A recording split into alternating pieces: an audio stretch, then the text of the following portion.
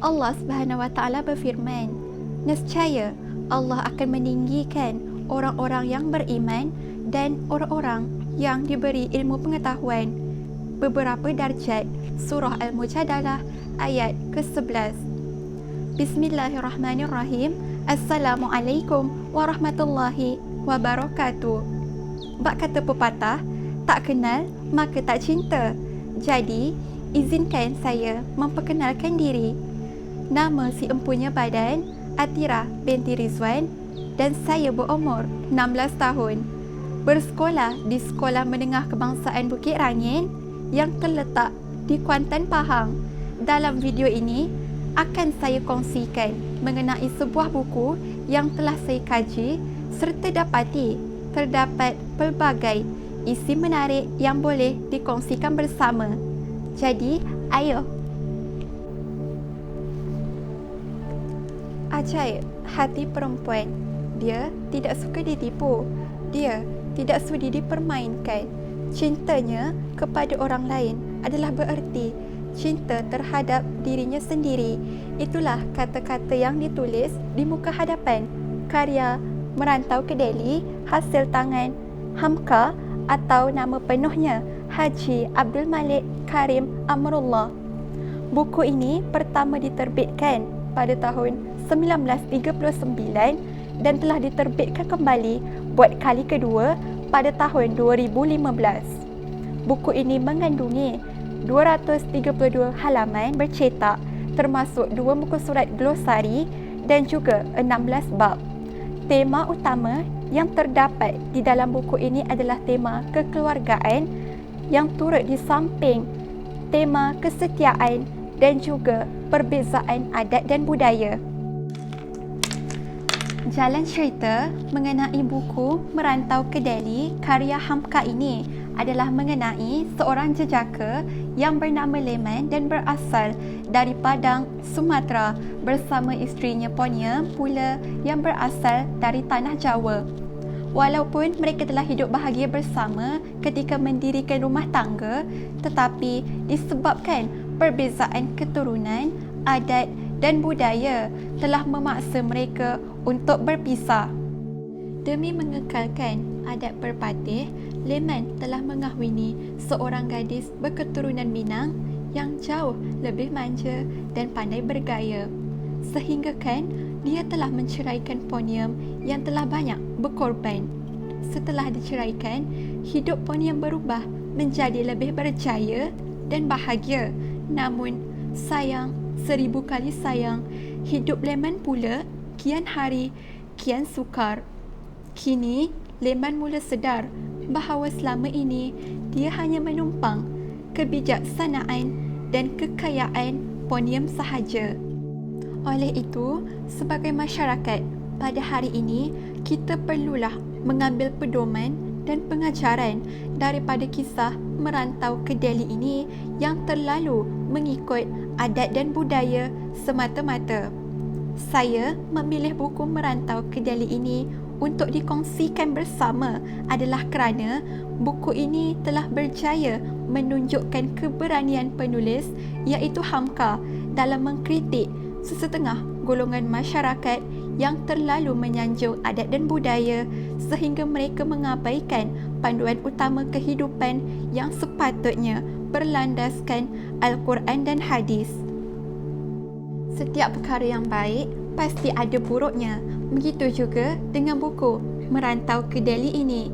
Kelebihan yang terkandung daripada buku Merantau ke Delhi ini adalah gaya bahasa, jalan cerita dan juga kisah yang digunakan adalah unik dan menarik berbanding buku-buku sastra lain. Buku ini telah menggunakan beberapa tema utama seperti tema kekeluargaan, keagamaan dan juga tema kesusastraan yang mampu memupuk hati pembaca. Selain itu, kekurangan yang terdapat daripada buku ini adalah bahasa yang digunakan mungkin sukar difahami oleh sesetengah pihak kerana buku ini menggabungkan beberapa bahasa seperti bahasa Jawa, bahasa Minang dan juga dialek-dialek dari negara Indonesia. Assalamualaikum. Waalaikumsalam. Atira sihat? Alhamdulillah sihat. Alhamdulillah. Ya. Hakikat yang kita tidak dapat kesampingkan pada hari ini berkaitan dengan kesihatan kita. Sebagaimana kita sedia maklum bahawa kesihatan merupakan satu aset, satu anugerah yang begitu tinggi nilainya. Jadi, boleh Atira huraikan berkaitan dengan konsep kesihatan itu sendiri. Silakan. Merujuk Kamus Dewan Bahasa dan Pustaka edisi keempat, kesihatan merupakan satu keadaan, tahap, kesegaran serta kesejahteraan tubuh badan. Selain daripada itu, kesihatan juga merupakan kesempurnaan bukan sahaja daripada segi fizikal, malah mental dan juga sosial. Ya Atira, seperti yang kita tahu, isu kesihatan menjadi tunjang utama dalam kehidupan individu. Jadi, boleh Atira kongsikan rutin yang dijadikan amalan oleh Atira sendiri untuk menjaga kesihatan diri? Baiklah. Sebagai seorang pelajar, saya akan melakukan aktiviti riadah atau rekreasi pada hujung minggu. Antara senaman yang saya lakukan adalah senaman yoga dan juga berbasikal. Bagi saya, senaman yoga bukan sahaja membantu saya dalam mengekalkan kesihatan tubuh badan, malah dapat membantu saya juga dalam menangani masalah stres dan juga tekanan. Okey, baiklah. Sebagaimana kita sedia maklum bahawa gaya pemakanan yang sihat merupakan satu kunci, iaitu kunci utama kepada kesejahteraan insan. Realitinya pada hari ini disebabkan kealpaan telah menyebabkan tahap kesihatan itu jatuh. Ini disebabkan oleh tangan kita sendiri. Jadi bertitik tolak daripada itu, Atira sila nyatakan gaya pemakanan sihat yang sewajarnya kita amalkan. Sebagai manusia yang menitik beratkan amalan pemakanan yang sihat, saya berpendapat kita mestilah lebih memilih makanan yang sihat seperti berpandukan piramid makanan dan juga mengamalkan amalan pemakanan yang seimbang sama ada dalam pengambilan karbohidrat, protein, lemak, vitamin ataupun serat. Sebagai contohnya, kita boleh kurangkan pengambilan makanan segera yang pada masa ini telah lebih popular dan diminati ramai, terutama dalam golongan muda.